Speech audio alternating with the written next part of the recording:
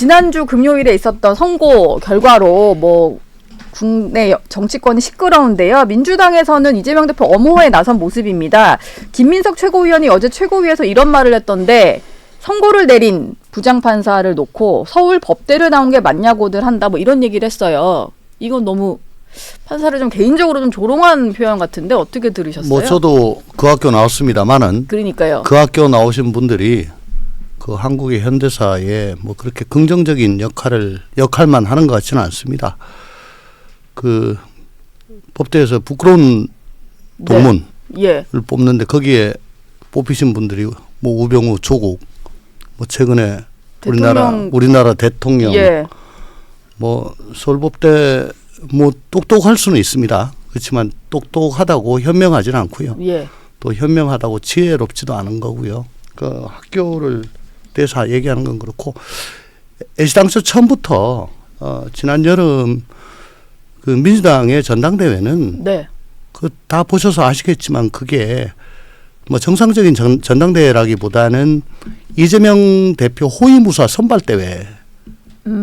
그러니까 자기가 최고위원이 되면 뭘 어떻게 하겠다.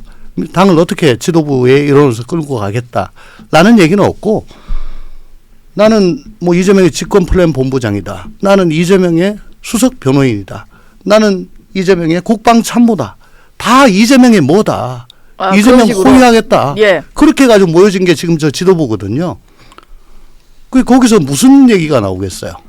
아버지가 저렇게 힘든데. 네. 예. 당연히 뭐 엄호하는 메시지가 나올 수밖에 없다. 전현희 최고위원 같은 경우도 선거법 위반 1심 선고의 법리적인 문제점, 뭐 전현희 의원도 변호사 출신인데요. 이런 내용의 PPT까지 띄워서 조목조목 반박을 했더라고요. 근데 최고위에서도 지금 대놓고 사법 불복을 하고 있다 이런 말이 나와요. 아무리 이제 제가 방송에서도 몇 번 언급했습니다만은 DJ 과거 YSS 시절에 예. 그러니까 대한민국 헌정사에 민주당은 절대적인 그런 야당의 독보적인 지위를 가졌죠.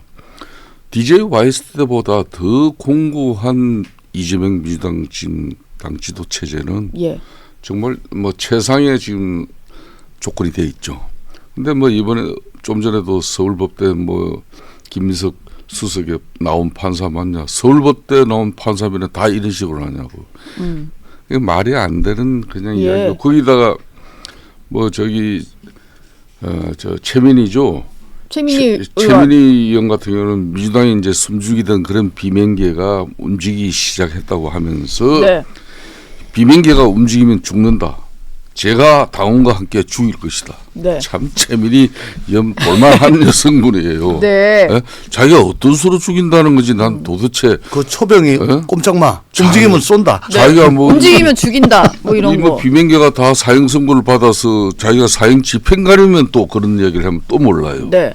참 희한한 상황이죠. 아까 조홍천 그러니까, 의원님이 분장실에서 그거 살인 예고한 거다 뭐 이러시던데. 그럼요. 그 그러니까 정도입니까? 네. 그 이재명 대표가 요즘 이제 제가 볼 때는 그 이적이라는 이야기를 듣잖아요. 네. 이재명이 적은 이재명이다 이제 이 얘기인데. 이적이. 이적이. 예, 이적이. 그게 이제 2016년 당시 제가 기억하는 게 성남시장 시절에 당시 박근혜 연설문 유출이 그러니까 대통령 기록물 관리법에 의해서 이거는 한마디로 위반이 아니라는 그런 주장을 당시 청와대에서 했어요. 예. 그랬더니 이재명 당시 성남시장이 한 이야기가 이겁니다. 법률 해석은 범죄자가 하는 게 아니라 한마디로 판사 검사가 하는 거다. 그때의 말을 이재명 대표에게 돌려주는 거죠. 그런데 문제는 이제 본인 당사자야 뭐 일정 부분 뭐 정말 억울한 심정으로 뭐 한두 번 했다 치지만은 네. 문제는 수석 최고부터 민주당 최고위원 전원들이 예. 한결같이 이 민주당 이재명 대표의 엄호를 넘어가지고 사법농단이죠 한마디로. 사법농단. 예? 예. 이재명 대표는 사법 체제 자체를 부정하는 행위죠. 네. 이재명 대표는 본인이 직접 언급을 하진 않고 일단 주변에서 해주는 뭐 모양새입니다. 다들 이재명 대표 재판에 대해서 약간 부당한 선고였다는 논리를 펴고 있는데 또 민주당 법률위원장인 박균택 의원은 당선되기 전에는 이재명 대표 변호를 했던 뭐 그런 이력이 있는데 박균택 의원 같은 경우는 피고인에 대해서 안 좋은 감정이나 편견을 갖지 않는 한 그렇게 판단하기는 어렵다 이런 얘기를 했어요. 마치 판사가 감정적으로 판단했다 이런 주장인데요.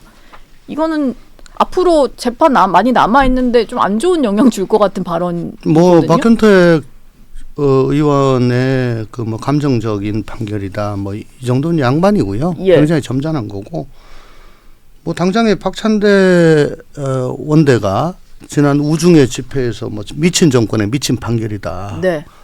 그리고 검찰 독재 정권의 정적 제거에 부역한 정치 판결이다 이런 얘기를 했잖아요. 네. 저는 그게 가장 센 얘기라고 보는데 아니 법원에서 판결을 했는데 왜 정권의 판결이라고 그래요? 그러게요. 예, 예. 상권 분립을 부정하는 건가요? 그리고 저 이재명 대표는 민심과 역사의 법정은 영원하다. 민주주의는 죽지 않는다. 뭐 이렇게 말씀하셨잖아요. 네. 저는 이게 모르겠습니다. 민주당 계열 분들이 자기한테 불리한 판결이 나오면 뭐 이거 비슷한 말씀들을 많이 하십니다. 이게 원래 역사가 나를 무죄로 하리라라고 하는 1953년도 그 피델 카스트로의 법정에서 최후 진술이죠. 몬테카를로 병영 습격했다가 15년 받고 네. 그리고 이제 혁명해가지고 자기가 집권하고 결국 무죄가 됐는데 그리고 뭐 한명숙 총리라든가 또 뭐 광노현 전 교육감도 그렇고 항상 네. 보면 이제 역사 뭐 역사는 다르게 판단할 거다. 예, 이런 민심, 겁니까? 뭐 예. 양심, 뭐 이런 얘기를 하죠. 근데 이게 저는 좀 위험한 거라고 보는 게 이게 사법 체계, 사법부의 존재를 무시하고 또 헌법 체계, 법치주의를 부정하는 그런 얘기입니다.